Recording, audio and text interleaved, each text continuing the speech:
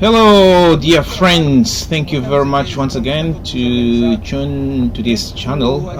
For those who are new to the channel, please we encourage you to subscribe. That's exactly what it is. Subscribe, and allow other people as well to see exactly the beauty of this continent. Yes, my name is Kindama. And this is my channel exactly. Yeah, we are going to Malanje province on the north of the Angolan. I don't know if you know where is Angola, but exactly if you're not an African, you just can go check on a map and you will see exactly where it is located in Angola. We've been traveling for a couple of hours now. As you know, that as I said the last previous video, that we are going to do 5 hours driving through to Malanje. The main purpose or main idea is to go to get us the Calandula, that is the waterfalls in that part of the country. It's a beautiful place. I've been there once. By the time I was there, it was just to I was on top of the fall, not really on the bottom as everybody does, to go down there and see how is the beauty, to see the the water. Yeah, just to give you an update here, where we are passing along the road, we saw many villages selling nice products, nice fruits. As we are going straight to the place, we're not stopping much. We have got our food and we just go straight. But when we're coming back to Luanda, then we're going to stop to buy food, because it's much cheaper here than in Luanda. Luanda is one of the expensive city in the world. Yes, believe it or not, but Angola or Luanda is the most expensive city in entire world. Yes, so when we come back, then we'll be able to buy food, vegetables, fruits, and many other things that we think that will be useful. But the question is, why Angola is so, or Luanda is the most expensive city in the world?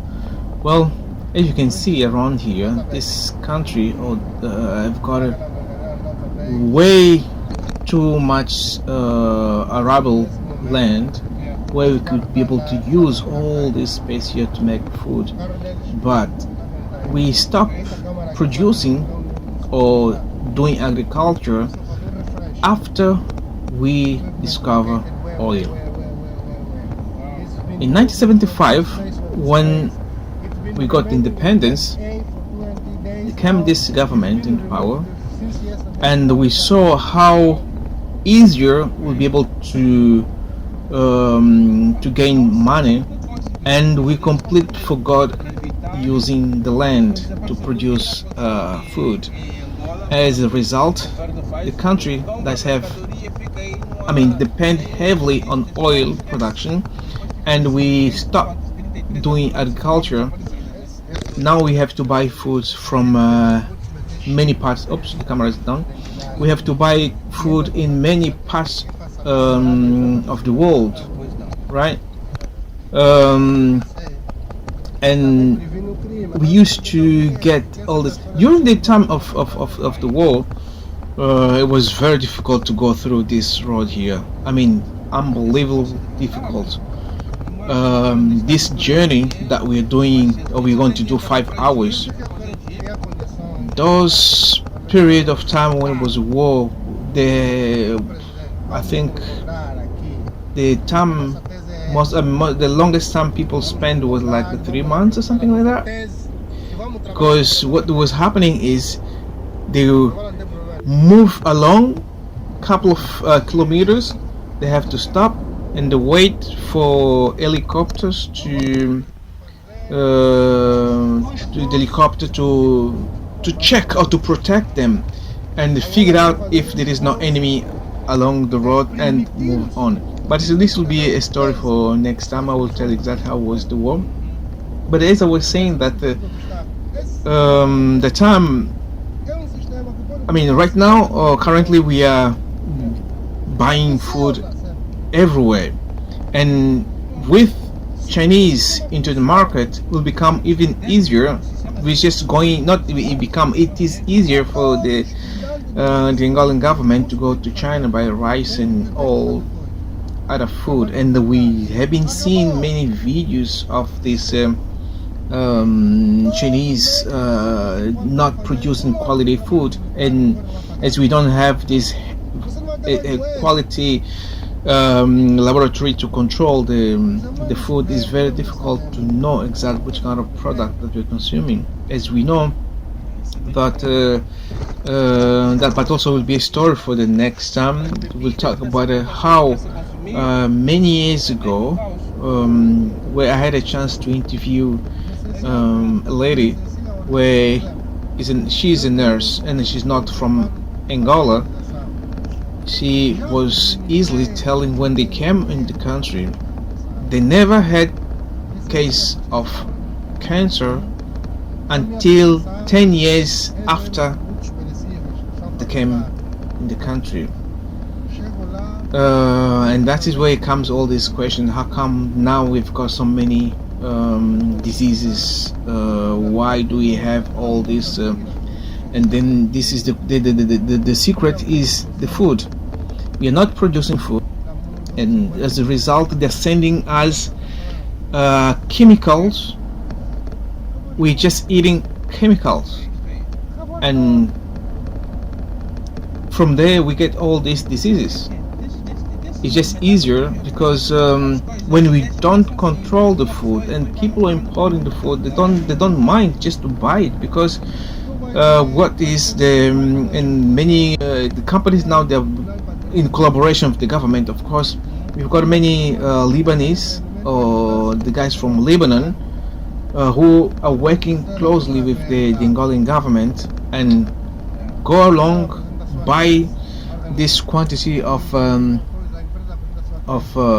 rice, and I mean of the food, and we don't know how long does it take the transportation from China or Europe or United States to Africa, and what kind of a modification it goes, that process of having this quantity of food into these containers. Container slices, this one here, and just you can see like a and just just the food, because we don't produce, and we have got this kind of problem. So yeah, that is sad. He said very, very sad to know this is what's happening in the country, and not only in Angola, we have got other countries as well. We've got the same problem. We completely forgot using the land for agriculture, and we depend heavily on the importation. We just take the money that we sold the oil, diamonds, and all that natural resource, and we sell it to, or we go and buy the stuff. So meaning we're doing nothing, and then this also create this non-development of the continent. We are always thinking like only we buy, but we're not selling much.